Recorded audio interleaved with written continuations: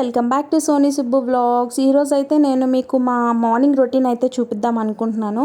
అంటే పిల్లలతో నేను ఎలా మేనేజ్ చేసుకుంటాను, మార్నింగే పిల్లల్ని స్కూల్కి ఎలాగా, బ్రేక్ఫాస్ట్ ఎలాగా, లంచ్ ఎలాగా, ఇంకా పిల్లల్ని ఎలా రెడీ చేస్తాను, నాకు ఎంత టైం పడుతుంది అనేది నేను మీకు ఈ వీడియోలో చూపిద్దాం అనుకుంటున్నానండి. పిల్లలకైతే 8:30 కల్లా స్కూల్కి వెళ్ళిపోవాలి. మాకు 1 కిలోమీటర్ ఏమో మా హస్బెండ్ అయితే దేబెట్టేస్తారు. నేనైతే నైటే క్లీన్ చేసుకొని పెట్టుకుంటానండి కిచెన్. సో మార్నింగ్ లెగిసేసరికి మనకు కొంచెం నీట్గా ఉంటుంది కదా. ఫస్ట్ అయితే మార్నింగ్ లేవంగానే నేను చేసే పని అయితే రైస్ కడిగి పెట్టేస్తాను. నాకు టైం ఉండి నాకు గుర్తుంటే మాత్రం కంపల్సరీగా సోంపు, వాము, జీలకర్ర వేసిన వాటర్ అయితే తాగుతానండి నేను.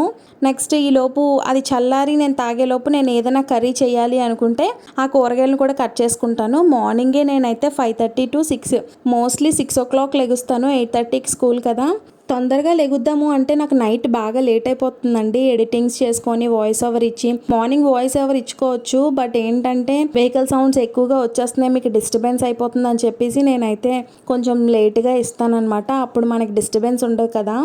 కర్రీ అయితే స్టవ్ మీద పెట్టేసి నేను వచ్చేస్తానండి. ఈలోపు దాని పని అది చేస్తూ ఉంటుంది. ఒకవేళ ఇడ్లీ ఉంటే ఇడ్లీ కూడా స్టవ్ మీద పెట్టేసి వచ్చేస్తాను బ్రేక్ఫాస్ట్కి. అప్పటికి నాకు 7 to 7:15 ఈ టైం అయితే అవుతుందండి.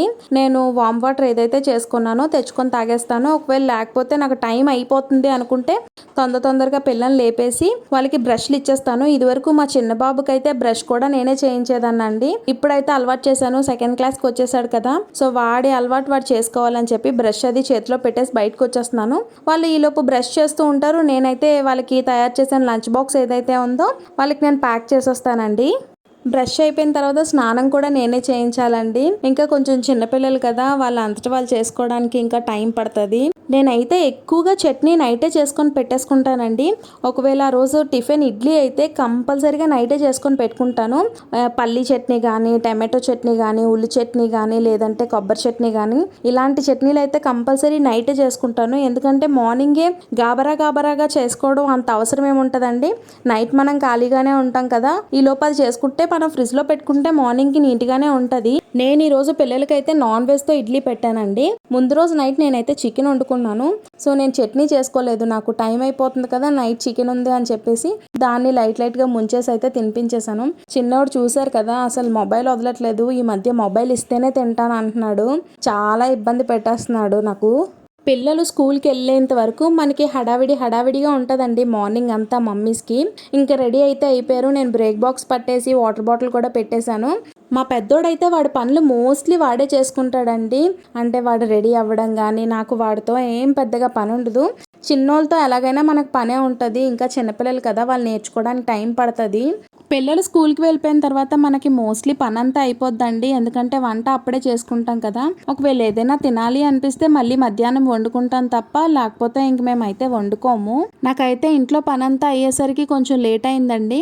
మధ్యాహ్నం ఏదైనా తొందరగా తినేద్దామని చెప్పేసి అయితే నేను పైనాపిల్ ఉంటే కట్ చేసుకొని తినేసాను అనమాట. నేనైతే మధ్యాహ్నం కోసం రాగి సంకటి చేసుకున్నానండి. దాని మీద అయితే నువ్వుల నూనె వేసుకొని, దీంతో నాటుకోడి అయితే చాలా బాగుంటుంది. బట్ నేను ఆ రోజు బెండకాయ పులుసు చేశాను కదా, దాంతోనైతే తినేసాను. హాఫ్ తిన్నాను, హాఫ్ తినేసరికి ఫుల్ కడుపు అయితే ఫిల్ అయిపోయింది. హాఫ్ అయితే వదిలేసాను. ఇంకా కొంచెం పిండి ముద్ద మిగిలిపోతే ఈవినింగ్ చపాతీ చేసుకొని అది తిన్నాను అనమాట. పిల్లలకు కూడా పెట్టాను స్కూల్ నుంచి వచ్చిన తర్వాత. మా అత్తయ్య బాగా చేస్తారండి నాటుకోడి ఇంకా రాగి ముద్ద. మాకు చాలా ఇష్టం అనమాట. మా ఇంట్లో అందరిమీ చాలా ఇష్టంగా తింటాం మా అత్తయ్య చేసిన నాటుకోడితో ఇంకా రాగి ముద్ద. మీలో ఎంతమందికి రాగి ముద్దతో నాటుకోడి పులుసు అంటే ఇష్టమో కామెంట్ బాక్స్లో కామెంట్ చేయండి. మీకు ఈ వ్లాగ్ నచ్చినట్టయితే మీ ఫ్రెండ్స్ అండ్ ఫ్యామిలీ మెంబర్స్కి అయితే షేర్ చేయండి. ఇంకా వీడియోని చూస్తూ లైక్ చేయకపోతే please to like, share and subscribe. మీ పిల్లలకి స్కూల్ ఎన్నింటికో కామెంట్ బాక్స్లో కామెంట్ చేయండి. బాయ్.